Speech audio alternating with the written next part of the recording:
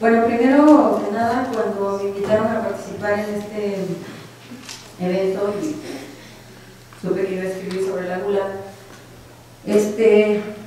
comenzaron a surgir muchas ideas en mi mente, imágenes de películas, recordé dichos, refranes, personas glotonas, personas ascéticas, por supuesto sonidos, olores, sabores, y acabé engolosinada, no sabiendo por dónde empezar.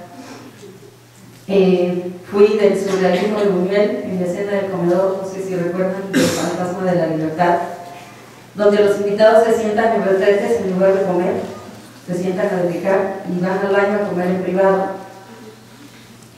A la recreación también de la última cena en Viridiana, pensando en los pecados, donde los mendigos son transformados bajo el influjo de la gula lujuriosa. De la exquisitez, por supuesto, del festín de Babet, a la náusea de la gran comilona de Marco Ferrari, sin olvidar la memorable calzón sin inspector con su hilarante degustación del mole mexicano. Todas esas escenas he traído pedacitos que ahorita les vamos a poner. No sé si podemos... Ahí son simplemente escenas sin sonido y que servirán de fondo. Seguramente algunas ya las conocen y no necesitaremos comentarlas, son bastante elocuentes. Bueno, la primera pregunta que me hice fue pensar cómo del hombre primitivo que comía para vivir, recolectando vegetales y llevando una vida activa dedicada a la sobrevivencia, pasamos a ser los únicos seres vivos que frecuentemente viven para comer, que han hecho de la comida y su preparación un arte, que no siempre come lo que le hace bien, que acumula comida en sus tejidos corporales, que se aísla mediante la grasa, que sucumbe ante el antojo de comer un poquito más y que a veces está terminando de comer y ya está pensando que comerá mañana o tal vez al rato. ¿Sí? Sé de un señor de 80 años que se sometió a una operación de reducción de estómago por un cáncer y que obviamente no debería comer casi nada por razones mecánicas, ya no hay donde el alimento transite, digamos. Pero prefiere dormir sentado con tal de no dejar de comer y beber en exceso. Total, si me muero, que sea bien lleno.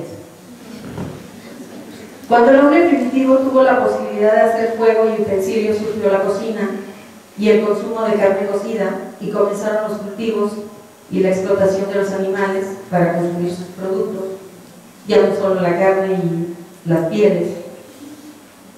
Se presentó entonces la opción de cocinar, aderezar e inventar nuevos sabores, y con ello vino el disfrute. Luego vino el descubrimiento de la levadura para hacer pan, que fue revolucionario en la alimentación. En ese maravilloso proceso de fabricar un alimento noble y básico, que luego fue bendecido y multiplicado por Jesucristo, y que nunca falta ninguna mesa. Cocer, aderezar, marinar, saltear, freír, sofreír, dorar, asar, condimentar, rellenar, mechar, hornear, macerar, son palabras que seguramente todos hemos escuchado y algunos hemos puesto en práctica, parte de la técnica culinaria. El comer ya no obedece a la necesidad de alimentarse únicamente. Hay un gusto por el buen comer que además se asocia al poder adquisitivo, a la clase social, se asocia al afecto y al género también. La mujer cocina y no siempre se sienta a la mesa. Y por supuesto se asocia a la religión y a la sexualidad. El Homo faber pasó a Homo laborans y con ello se perdió el ciclo que relaciona lo biológico con la mera faena de vivir, sobrevivir y ganar el sustento mediante las actividades necesarias para sostener la vida. Comer lo necesario para vivir, metabolizar y crecer quedó atrás. Ahora se produce para comer más, se almacena, se conserva, se reserva. La relación entre la necesidad se pierde y se extralimita el consumo. La era de la cocina es justo esta. Trátese de comida casera, gourmet, orgánica, clásica, étnica, kosher, tradicional, rápida, internacional, innovadora, light, de fusión, molecular, industrial, vegetariana, vegana, macrobiótica, ecológica, naturista, china, árabe, rastafari, musulmana, mexicana, y es interminable la lista. Y paradójicamente es esta también la era de las dietas, del cuidado excesivo de la imagen corporal y la salud, el culto al cuerpo, la ortorexia, que ya nos había dicho Regina, obsesión enfermiza por el consumo de alimentos saludables. Conocí a una persona con su ortorexia, solo comía alimentos saludables por un tiempo determinado, hizo una monodieta, comiendo uvas todo el tiempo, sin ser anoréxica, bajó 10 kilos, consumiendo los músculos de su cuerpo. Con ese afán adquirió una gallina porque había que consumir huevos orgánicos, caseros. Luego la gallina se convirtió en un problema porque puso los huevos y los empolló y entonces nunca dio pollos, y entonces hubo que atender la frustración de la gallina. En fin, conflictos, ¿no?, con respecto a la imagen corporal y este consumo enfermizo. Retomando, ¿cómo es el ser humano glotón para conciliar entonces estas dos tendencias de la época tan contradictorias? Vomitando, bueno, esa es una opción bastante difundida, que ya la estuvieron platicando. Masticando y escupiendo, esa es otra. Por definición, la gula se entiende como el acto de comer y beber en exceso. Quinto pecado capital, que se sienta a la mesa 3 o más veces al día, que se disfraza de buena causa y atrapa al ser humano en un mundo de placer que a veces eclipsa al más elevado de los placeres, el sexual. Desde el año 600 la gula se convirtió en pecado. La gula mata todas las virtudes, no tanto por sí misma, sino por causa de los vicios que se derivan de ella. Según lo que dice San Gregorio en su Regula Pastoral, cuando el estómago es víctima de la glotonería, la lujuria mata todas las virtudes del alma. Al tema de la gula se asocia el placer, la oralidad, la voracidad, el buen comer, el esquema corporal, la bulimia, etc. El primer planteamiento necesario es esclarecer la relación entre oralidad y voracidad. Si todos pasamos por una etapa oral, ¿qué determina que una persona sea voraz y otra no? ¿De dónde proviene la voracidad? ¿Por qué en algunas personas la avidez predomina y la comida es la cuestión que más lugar ocupa en su espacio vital? Los enfoques psicoanalíticos para el comer compulsivo tienden a interpretarlo como una regresión en la satisfacción de la fase oral, como ya mencionó el doctor. Se supone pues que existe en el ser humano una baja o nula capacidad ante la frustración a cambio de una enorme necesidad de incorporar el objeto parcial. La urgente necesidad de incorporar la comida habla de la prevalencia de la gratificación puesta en el acto de incorporar el alimento. Freud señala con relación a la oralidad: la boca es, a partir del nacimiento, el primer órgano que aparece como zona erógena y que plantea al psiquismo exigencias libidinales. Primero, toda actividad psíquica está centrada en la satisfacción de las necesidades de esa zona. Naturalmente la boca sirve, en primer lugar, a la autoconservación por medio de la nutrición, pero no se debe confundir la fisiología con la psicología. Las relaciones del bebé con su primer objeto, la madre, y con el alimento, están desde el principio unidas. Desde los primeros días de vida, la actitud al succionar el pecho es distinta entre los bebés.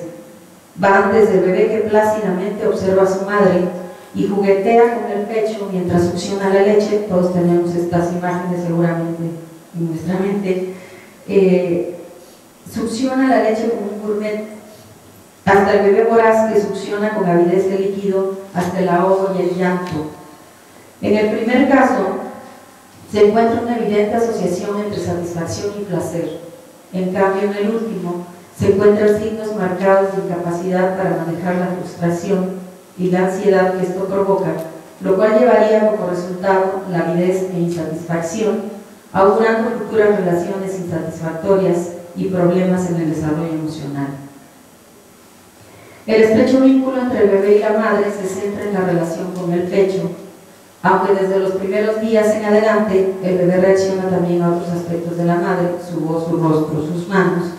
Las experiencias fundamentales de felicidad y amor, de frustración y odio, están inextricablemente ligadas al pecho de la madre.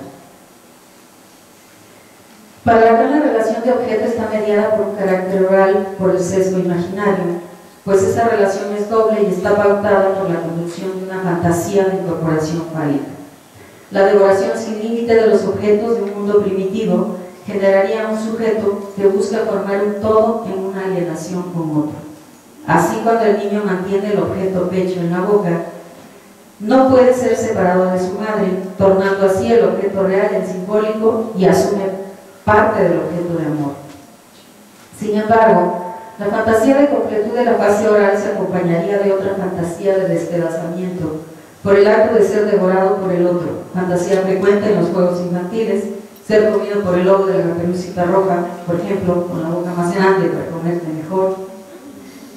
La boca es órgano que habla, grita, canta, muerde, desgarra, lame, succiona, bebe, ríe, sonríe, respira, come, traga y besa. La experiencia de amamantamiento reúne una boca con un pecho y se acompaña con un primer acto de ingestión de alimento que, en el registro del cuerpo, hace desaparecer su estado de necesidad, pero que altera en el bebé humano para siempre sus modos de funcionamiento y se constituye en una experiencia inaugural de placer. Según Aulagnier, esta experiencia hace coincidir a. La satisfacción de la necesidad, b. La ingestión de objeto incorporado y c. El encuentro por parte de la organización sensorial de objetos, fuente de excitación y causa de placer. Queda claro, pues, que la vivencia de satisfacción no proviene de la mera aportación de elementos nutricios, sino del hecho de que ese alimento es inducido por otro humano, la madre, y el pecho que se erige como el portador de todos los placeres.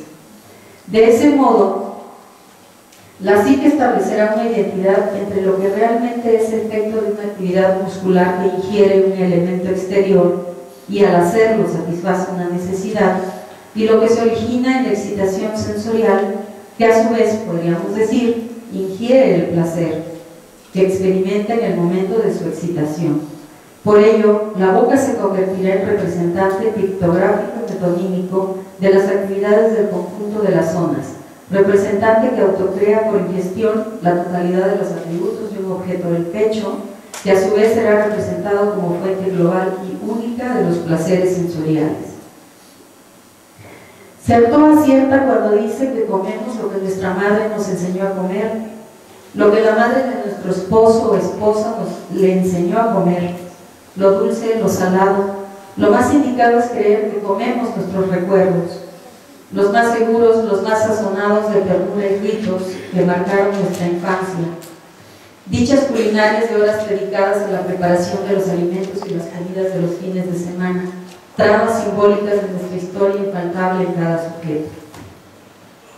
Comer es una práctica social asociada al placer de la buena mesa, del buen pan y vino, de la buena compañía, del romance y del festejo, de la agudeza de los sentidos. Y la pregunta inevitable es: ¿cuándo comer se torna pecado?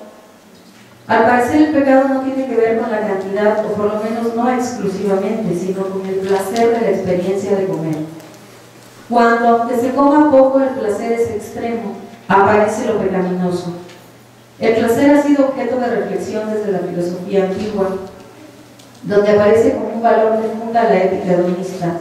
El hedonismo designa una concepción moral que identifica el bien con el placer. El hedonismo ha sido criticado por diferentes filosofías como la ética kantiana, para quien la moralidad no puede ir acompañada por el placer. Sin embargo, el placer ha sido reconocido como parte determinante de la motivación humana, sin el cual no podríamos hablar de salud, pues forma parte de la experiencia de los seres humanos. Pero entonces, si necesitamos el placer para comer, por lo tanto para sobrevivir, ¿cuál es la medida? Todo nos conduce pues a la voracidad, a la avidez de consumo de más comida que no tiene llenadera, síntoma de vacío interior, de malestar psíquico, y que muy probablemente se extiende no solo al alimento, sino a más bebida, más sexo, más poder, más fama, más posesiones, más, en un interminable intento de saciar lo insaciable. Gracias.